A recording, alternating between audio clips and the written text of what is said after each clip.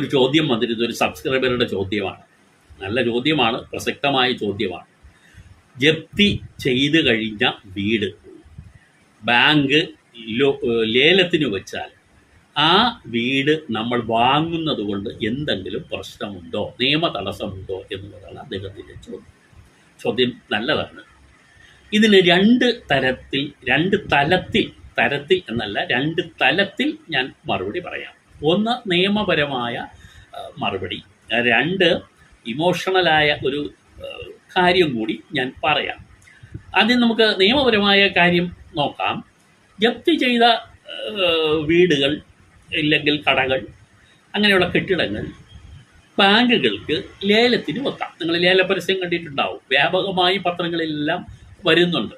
ഒരു വീടിന് മാത്രമായിരിക്കില്ല, കുറേ അധികം വീടുകൾക്ക് ഒരുമിച്ചായിരിക്കും ഇത് ചെയ്യുക.